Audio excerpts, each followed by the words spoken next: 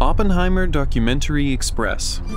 This story is about the father of the atomic bomb, a story of science, nationalism, and betrayal. In a top-secret place in New Mexico, few realize that they will see an experiment that will change the course of human history.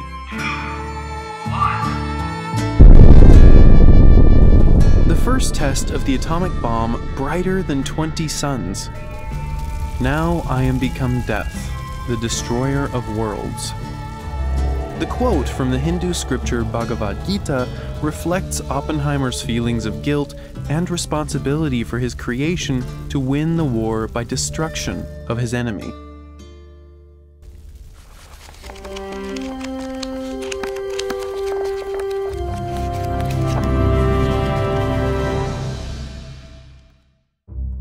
Julius Robert Oppenheimer was born in 1904 in New York City.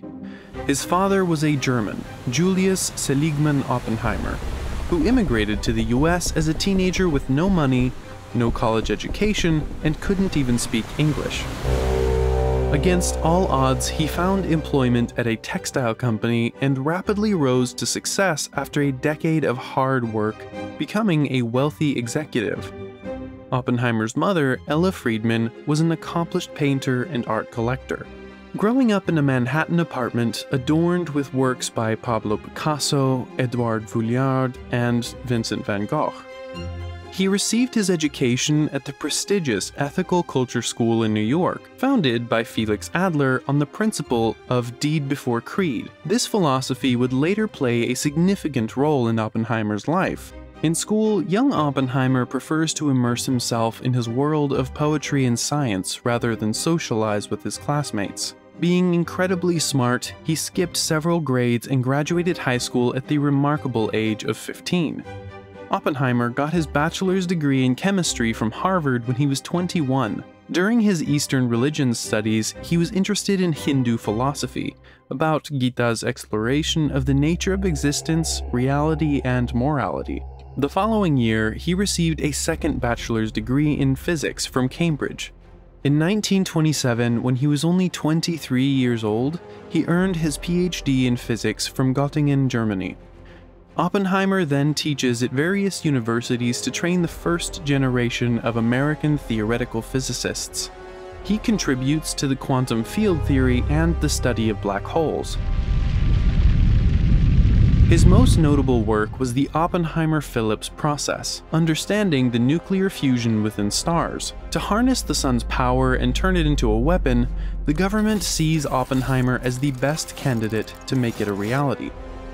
Oppenheimer rarely paid attention to the news. He didn't even notice the 1929 stock market crash, but in 1936, he became interested in politics after seeing the suffering in Germany and his students struggling to find jobs during the Great Depression. This inspired Oppenheimer to help his country to be better. In 1938, scientists in Berlin figured out a way to split uranium atoms. Einstein assumed that Berlin might be on its way to creating a weapon of mass destruction. His famous equation, E equals mc squared, explains the energy released in an atomic bomb, but doesn't explain how to build one. Physicist Leo Szilard convinced Einstein to send a letter to US President Franklin D. Roosevelt urging him to develop an atomic bomb. It led to the creation of the Manhattan Project, to produce the first nuclear weapon led by Oppenheimer. In 1942, at the age of 38, he was appointed to lead the top-secret Manhattan Project. Oppenheimer traveled across America to personally select the brightest minds from universities to assist in the nation's race, the quest to build the first atomic weapon first before the Germans. The top-secret Manhattan Project amassed over 130,000 workers, but only a few knew that they were about to make the most powerful weapons ever. The US government disguised the Manhattan Project as a civilian research program to protect it from its enemies and the public eye. They imposed strict censorship, and false news was leaked to the media to sow confusion and distract from the test. The project's true purpose was only revealed to the public after the atomic bombs were dropped on Japan. The project cost approximately $2 billion in the 1940s era. Adjusted to inflation, this amounts to roughly $26 billion. During the development of the atomic bomb, the Germans had already surrendered. Following Japan's surprise attack on Pearl Harbor, the government faced political pressure to bring the war to a swift end. The war lasted several years, and the public was eager for peace. In August 1945, the United States dropped 2 atomic bombs on Japan.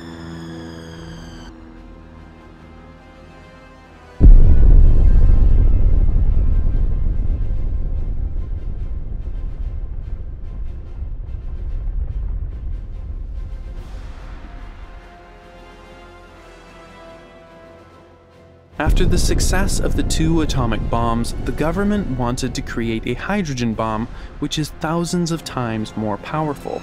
Workers in Los Alamos, part of the Manhattan Project, were haunted by the destruction they helped bring to life. Oppenheimer saw the horrors and refused to lead the creation of the hydrogen bomb, calling it immoral and just as unnecessary to create a bomb that is 1,000 times more destructive than the first one. Many government officials were afraid that with Oppenheimer's popularity, he may be able to influence the scientific communities and the public's opinion on building hydrogen bombs. To damage his reputation, they falsely accused him of being a communist sympathizer. Before hiring him to lead the Manhattan Project, the government already knew that his brother, his wife, and his ex-girlfriend were communist supporters. So why wait until now to accuse him of being a traitor? Imagine working hard for your country that you love to win the war, and being hailed as a hero, only to be betrayed the next day by calling you a traitor, a communist spy. In 1954, Oppenheimer's security clearance was revoked by the Atomic Energy Commission, ending his government career. Oppenheimer continued to work as a scientist and teacher in universities. 9 years after being outcast by the government at 59, to right the wrong, he was awarded the nation's highest distinction in nuclear science, the Enrico Fermi Award by President Kennedy, for contribution to the development, use, or control of atomic energy responsibly. Robert Oppenheimer was a known chain smoker, and after having throat cancer for several years, he died on February 18, 1967, at the age of 62. Most people call him the father of the atomic bomb, but few know that Oppenheimer was the founding father of theoretical physics in America. Despite the difficulties he faced, Oppenheimer remains an important figure in the history of science, and a symbol of the moral responsibilities that come with scientific advancements. When we deny the evil within ourselves, we dehumanize ourselves, and we deprive ourselves not only of our own destiny, but of any possibility of dealing with the evil of others. J. Robert Oppenheimer. Thank you for your time. Support by clicking the like and subscribe buttons.